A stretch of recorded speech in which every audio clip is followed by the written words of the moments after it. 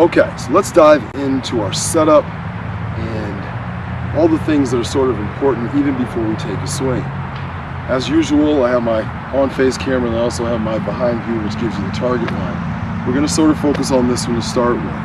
If our golf ball is on a certain target line, we're going to imagine that ball is on that line to the right. Our body should be parallel to that target line. This is something that a lot of golfers get incorrect. If our body is closed to our target line, we run the risk of not having good orientation to our actual target, working over the top to maybe get to it. Hard to be consistent if our body isn't orientated correctly. If our body is open to that line, same thing, no orientation, no feel of how to really work to that target. It makes our sport very difficult. Every sport we've ever played, I don't care if it's basketball, I think of football, running track, tossing a ball, all these things we're sort of facing a certain direction, we have a certain posture that helps us with our orientation to that target. And for us, we have our golf ball line, and we want our body to be parallel to that line, creating train tracks, okay? Target line gives us one line. This line of our body, our feet, knees, hips, and shoulders should all be parallel to that line, perhaps even with a little bit of a tilt there, which naturally happens in our setup. We'll get to that here in a second. But that is the key, making sure that when we are looking at the target from behind, we're creating a line for our golf ball, and we're trying to have an imaginary line for our body that's adjacent to that line. Very, very true with full shots. Some of the short game shots, or if we're trying to create a certain pattern on a full shot, it might be different. But for the purposes of what we're discussing here, I want to use that as the base and really think about our body being parallel to the target line. So I'm going to hit a couple of shots here and just focusing solely on that. Seeing if my body can be parallel to my target line. I'm aiming out at a red flag here in the distance. But as you can tell by the video in the back there, we have our knees, feet, hips, and shoulders all parallel to that target.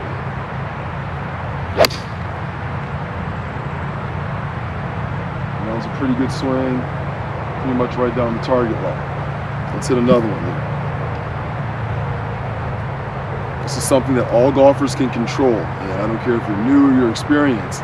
We always see people working on their alignment. I always think of the LPGA event that we have here in town in West Michigan.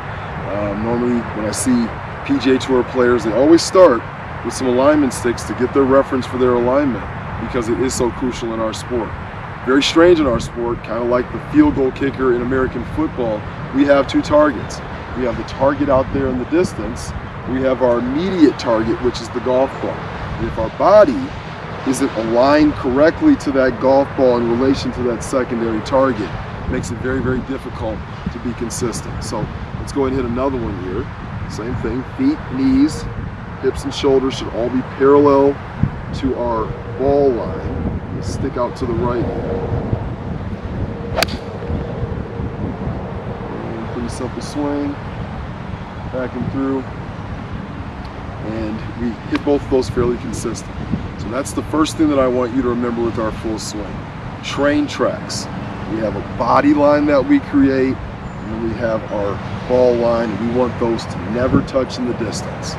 Okay? So, now that we understand that, let's get a little bit more into posture. Another key part of all sports. I played a lot of basketball, football, American soccer, baseball, tennis, and all of these sports have a certain posture and setup that we have that helps us with our consistency or being better.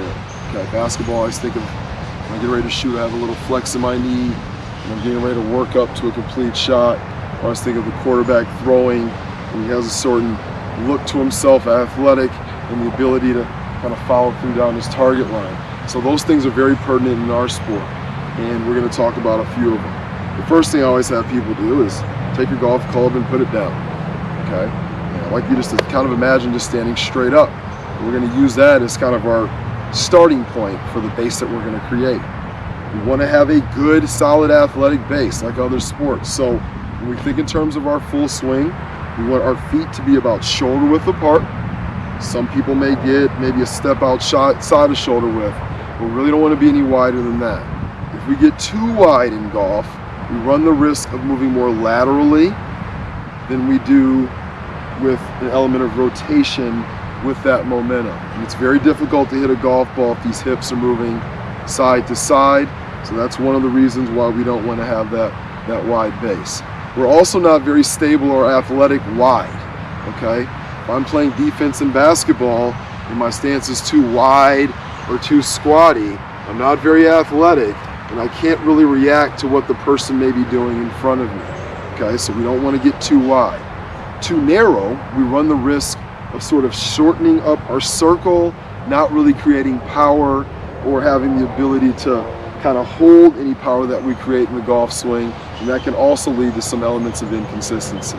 So for a rule of thumb, we're thinking shoulder width apart, maybe a step outside of shoulder width to give you a little bit of room to play with. I always like you to play with things. I'm not a dictator.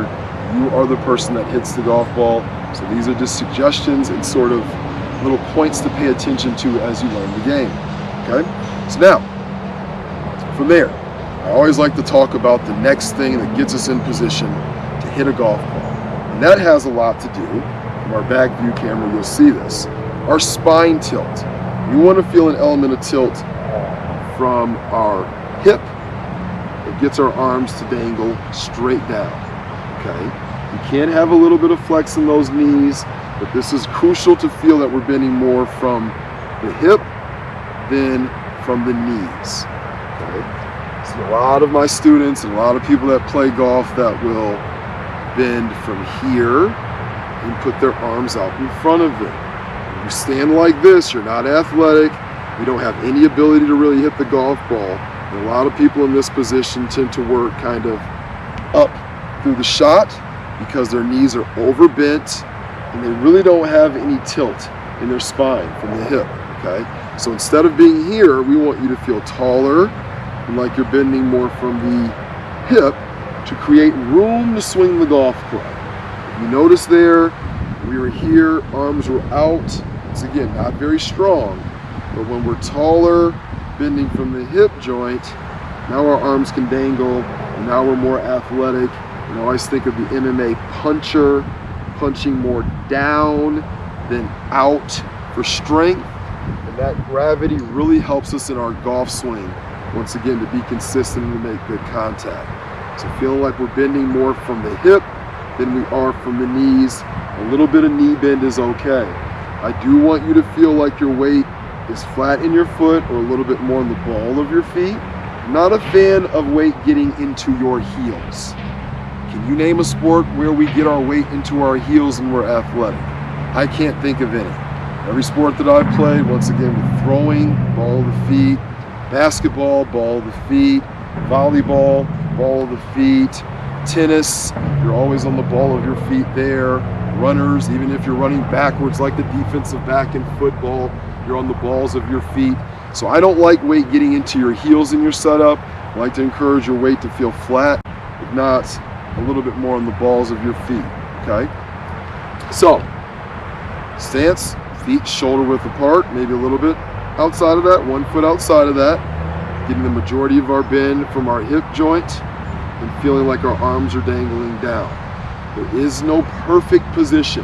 My recommendation is that you look at body types like yours, either on the LPGA Tour, the Champions Tour, or the PGA Tour, and find someone that we can identify as a good player that maybe has a similar body type as you. And we may be able to use that frame as a template for you in helping you to have more success with golf, okay?